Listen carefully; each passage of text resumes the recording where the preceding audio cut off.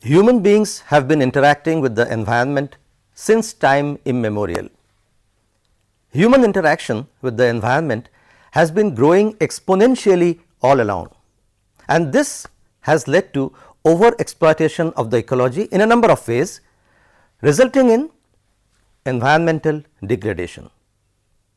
Overwhelming environmental degradation is the prime cause for various natural calamities such as landslides, earthquakes, floods, tsunamis, cyclones, avalanches, etc. Simultaneously, rapid industrialization and globalization in the past few years has led to repurposing of land use. Major economic transformation has been possible to a large extent due to changing use of land for various other purposes. On the other hand, attempts at environmental conservation by creating national reserves and parks has also led to changed land use practices. Now, all such activities have been responsible for forcing communities to move out of their traditional homes and localities to new areas where they are again compelled to start life afresh. And this has created a major problem of resettlement and rehabilitation of people around the globe. Resettlement of people is needed due to two major reasons: natural reasons, man-made reasons.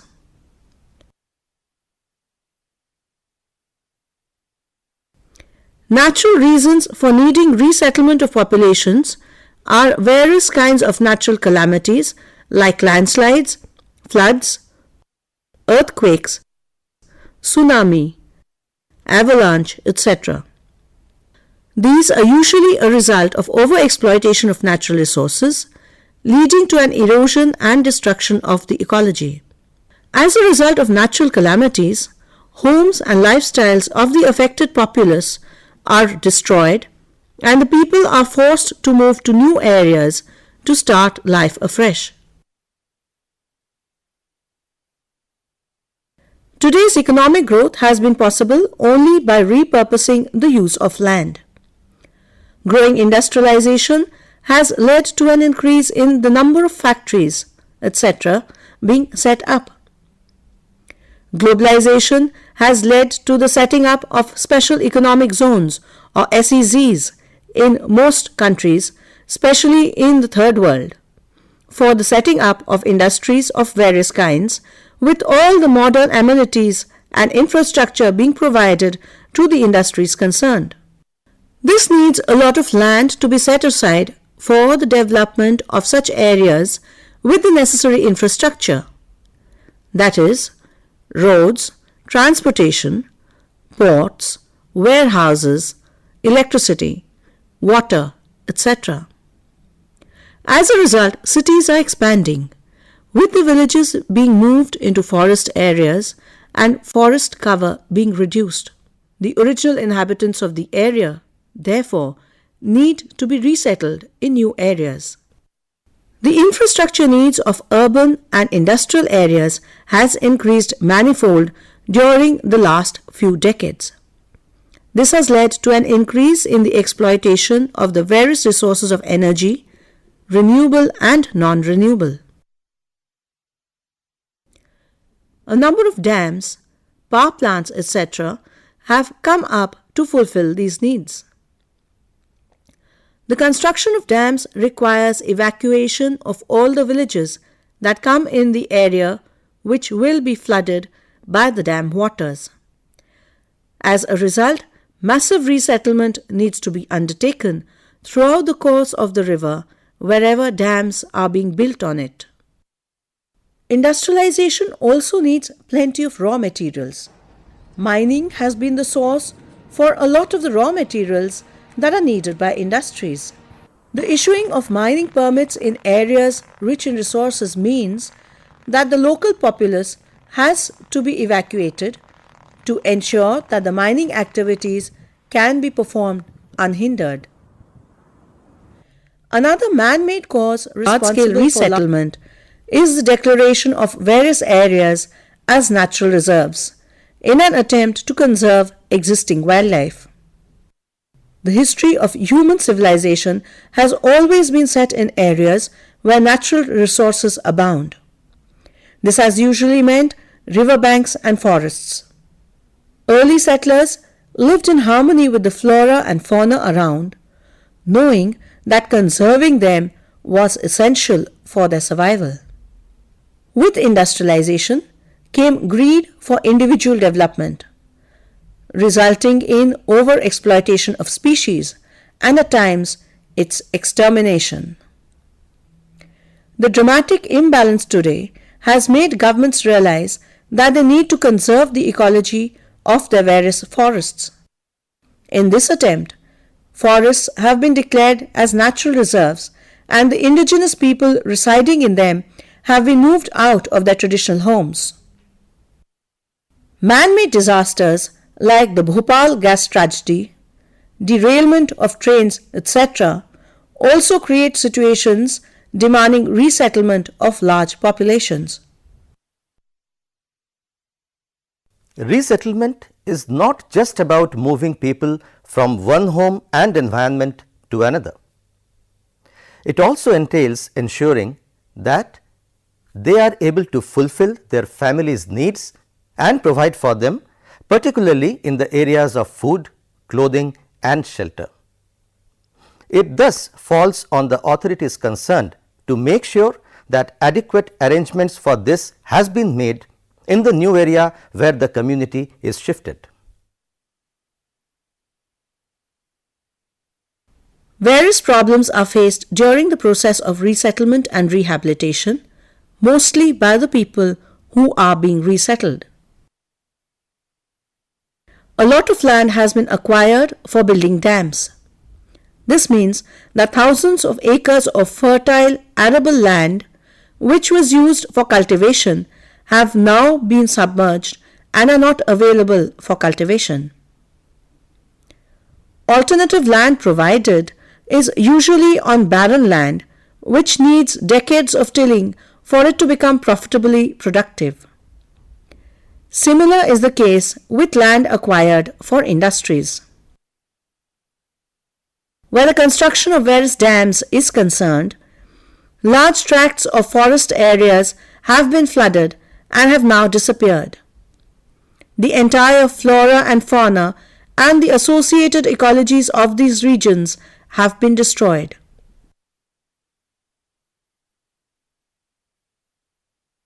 The displacement of indigenous communities from their ancestral lands has led to a destruction of their traditional lifestyles, cultures, customs and traditions.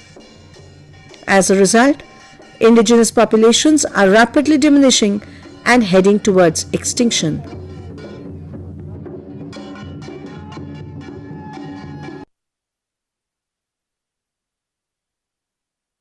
It has been found that the resettlement area is usually such that the quality of land given in compensation is much lower than the original land that the displaced people possessed.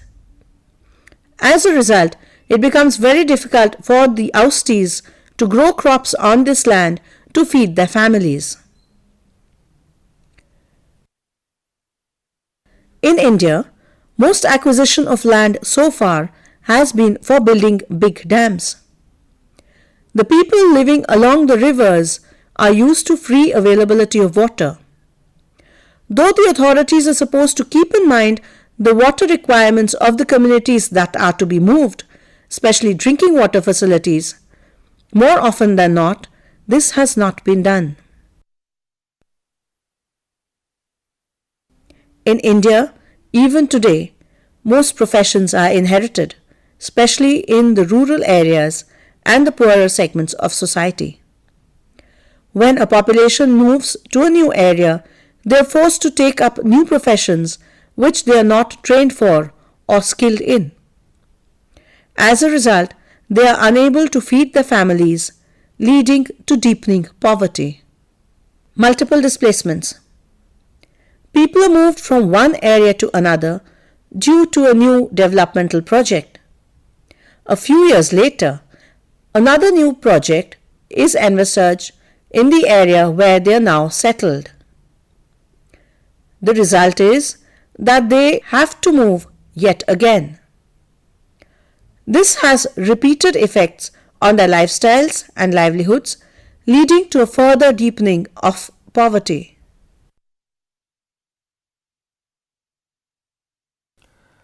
It has often been found that the project affected do not end up being the project beneficiaries. The fruits of developmental projects are directly enjoyed by the affluent residing in urban areas rather than those who have sacrificed their homes for the so-called development of the country. The result is that the displaced find themselves doubly exploited.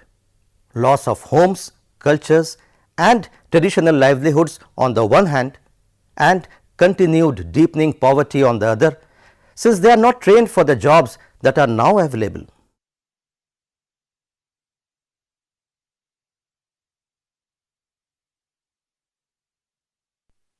The World Bank, Asian Development Bank, International Finance Corporation, United Nations Development Programme, as well as most multilateral and private agencies, including commercial banks, require some kind of prior social impact assessment and some form of resettlement and rehabilitation provisions for all the projects that they finance. The World Bank was the first lending agency to adopt a policy on resettlement and rehabilitation through its operative policy 4.30 called Involuntary Resettlement in June 1990. Its operative policy 4.01 Environmental Assessment of October 1991 is also applicable to all projects. These two, in conjunction, have now forced governments around the world to bring environmental assessment and resettlement into the development process.